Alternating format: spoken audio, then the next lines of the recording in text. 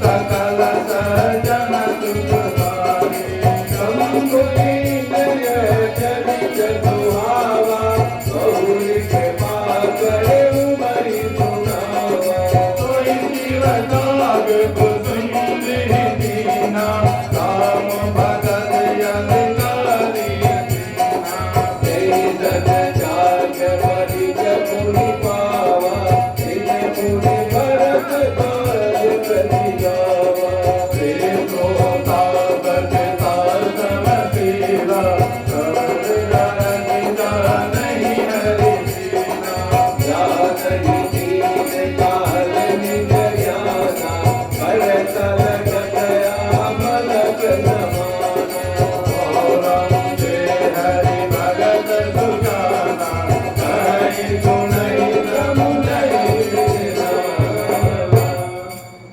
प्रेम से बोलिए सियावर रामचंद्र की जय।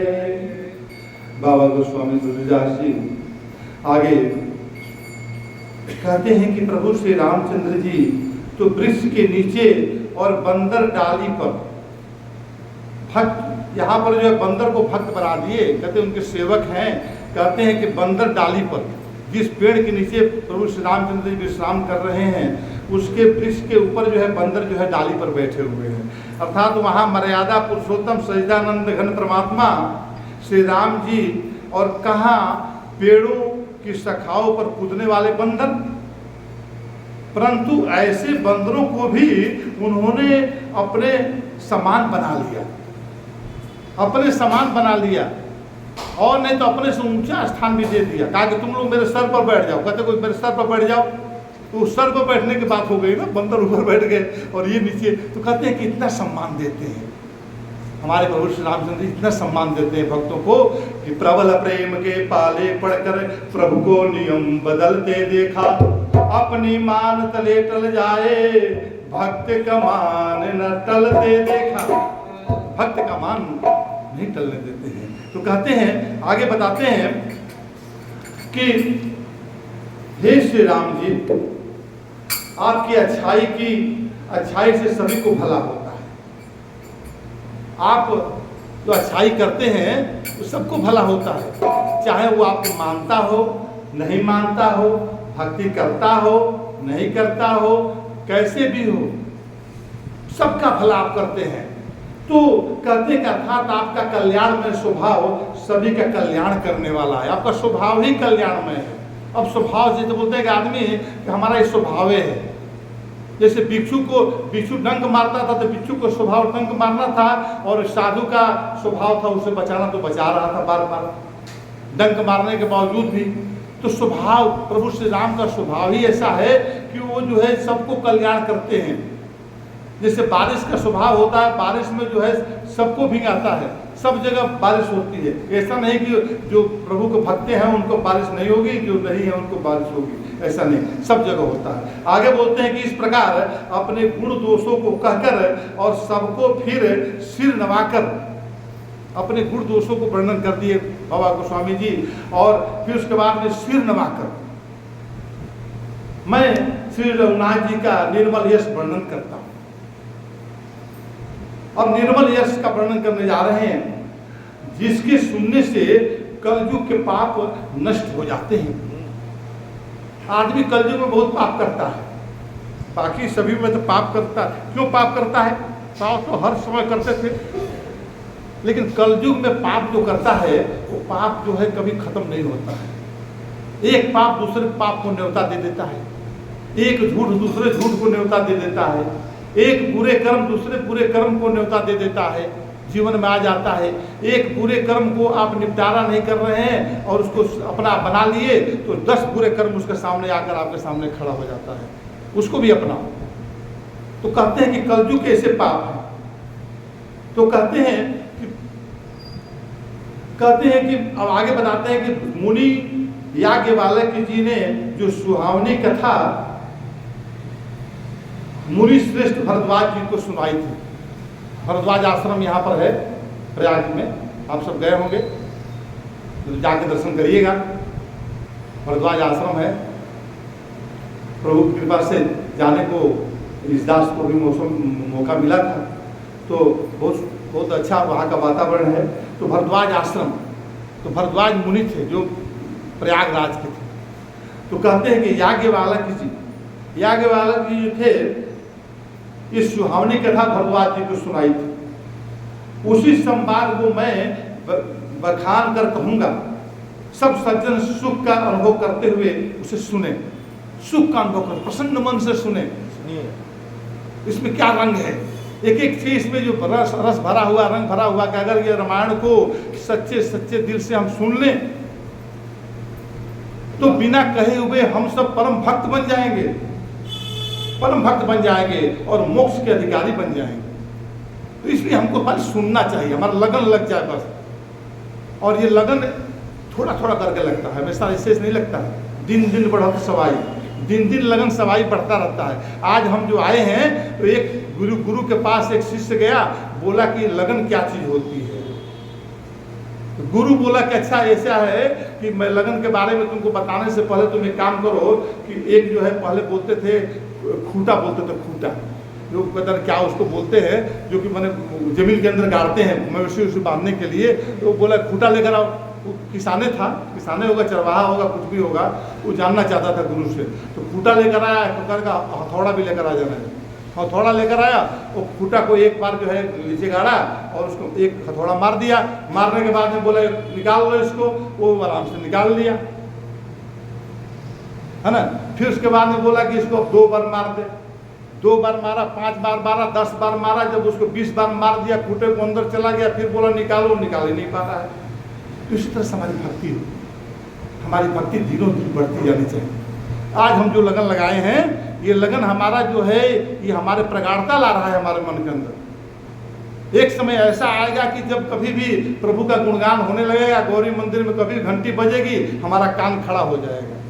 कभी यहाँ पर माइक में भजन बजने लगेगा, कभी संत भक्तों का, आप सभी संत भक्तों का आगमन हो जाएगा, तो जो आदमी इसमें है उनको कान खड़ा हो जाएगा, जल्दी आ जाएंगे। तो लगन एक दिनों दिन बढ़त सबाई। तो आगे यहाँ बता रहे हैं कि शिव जी ने पहले इस सुहावने चरित्र को, अब देखिए ये चरित्र को शिव जी ने पहले सुहावने चरित्र को रचा, अपने मन में रचा और फिर कृपा करके पार्वती जी को सुनाया।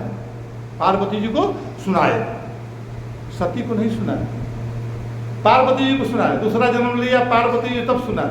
ये मानस अपने हृदय में रखे हुए थे, उसी समय रखे हुए थे, बहुत काल से रखे हुए थे। लेकिन जब तक से श्रोता सही नहीं मिले, श्रोता जो है जिज्ञासु नहीं मिले, तब तक से राम को वर्णन नहीं करना चाहिए।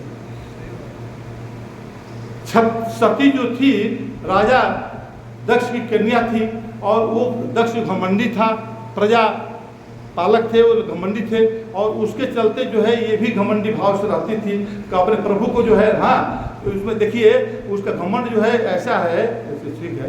तो अच्छा, तो घमंड का मतलब ये हुआ कि वो समझ नहीं पाती थी प्रभु श्री राम के महिमा को समझ नहीं पाती थी। जब वो अगस्त मुनि के पास में गए हैं शंकर भगवान, पास सती भी गई है, लेकिन सती को सती नहीं समझ रही है और वो समझ गए और वो वही भ्रम जो है उनको जो है फिर जाकर यहाँ पर जब जंगल में गए हैं तो वहाँ पर जो भ्रम उनका जो और प्रगाढ़ हो गया और उस समय जो है बोले कि राम ये कैसे हैं, राम ये हो ही नहीं सकते हैं। शंकर भगवान बोले जाओ परीक्षा ले लो। परीक्षा लिया और उस समय जब असफल हो गई तो छिपा दिया राम ये महादेव जी से। महादेव जी ने अपने मन में रखकर और उनको त्याग दिया और उसके बाद में वो सती जैसे हुई, वृत्तांत आप सबको पता है। उसके बाद दूसरा जन्म जो आए पार्वती रूप में, तो इनके अंदर श्रद्धा और भक्ति जो है परिपूर्ण हो गया दूसरा जन्म। तो उस समय जो है ये पूछी हैं, ये इसका वृत्तांत आएगा आगे रामायण में। तो उन्होंने जो है बहुत प्रार्थना की है शंकर भगवान से, तब शंकर भगवान ने जो है ये कथा कहने के लिए प्रेरित हुए हैं। तो आगे बोलते हैं कि शिव जी ने पहले यह सुहावने चरित्र को रचा और फिर कृपा करके पार्वती जी को सुनाया। वही चरित्र शिव जी ने काकभूषुंडी जी को परम भक्त और अधिकारी पहचान कर दिया। काकभूषुंडी जी को शिव जी ने दिए। अच्छा, बोलते हैं कि उन काकभूषुंडी जी ने फिर याज्ञवल्क्य जी को दिए, जो मुनि याज्ञवल्क्य जी थे उनको लिया और फिर उन्होंने फिर उसे भरद्वाज जी को गाकर सुनाया, जो भरद्वाज जी को। तो वे दोनों वक्ता और श्रोता, याज्ञवल्क्य जी और भरद्वाज जी समान शील वाले और समदर्शी थे। देखिए अब यहाँ पर देखिए बहुत बड़ी बातें आती हैं। क्या है कि वक्ता और श्रोता दोनों ज्ञानी होना चाहिए। वक्ता कम से कम वक्ता ज्ञानी हो तो श्रोता ज्ञानी हो, तो ये तो ज्ञानी थे ना दोनों जो है, भरद्वाज मुनि जी और वो दोनों ज्ञानी थे, ब्रह्म ज्ञानी थे। लेकिन यहाँ पर दूसरा जो है वक्ता के साथ में जो श्रोता होता है, ज्ञानी ना भी हो अगर जिज्ञासु हो तब भी चलेगा। जिज्ञासु हो और फिर ज्ञानी हो, दो ही जो है वक्ता के लिए सही होते हैं। तो कहते हैं कि भरद्वाज सामने शील वाले और समदर्शी हैं और श्री हरि की लीला को जानते हैं, दोनों जानते हैं। तो यहाँ पर वे अपने ज्ञान से तीन कालों की बातों को हथेली पर रखे हुए आंवले के समान प्रत्यक्ष देखते हैं। जैसे तीन काल क्या है? भूत, भविष्य, वर्तमान। तो भूत हम लोग क्या करते हैं? हम लोग केवल वर्तमान को देखते हैं, वर्तमान में जो चीज गुजर गया उसको हम सब देखते हैं। लेकिन जो भूत हो गया उसके बारे में हम नहीं देखते हैं, गया। जो भविष्य में आने वाला है वो भी हम नहीं देखते। लेकिन यहाँ पर जो बता रहे हैं कि जो ये ब्रह्मज्ञानी जो होते हैं वो भूत, भविष्य, वर्तमान को देखने वाले दोनों तीनों जन थे, याज्ञवल्क्य जी और भरद्वाज जी, दोनों बता रहे हैं। कहते हैं कि श्री राम जी के गुण कथा के वक्ता कहलाने वाले और श्रोता सुनने वाले दोनों ज्ञान के खजाने और ज्ञानी होते हैं। ये ज्ञान की बातें हैं। देखिए ज्ञान बिना हम भक्ति को, रहस्य को भी नहीं समझ पाते।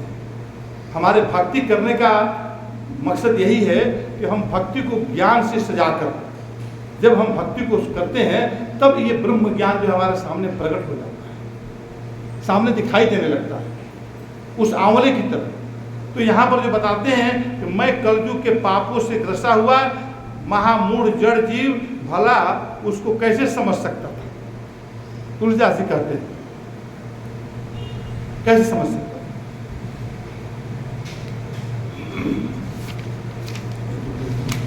हाँ, तो ये आगे बता रहे हैं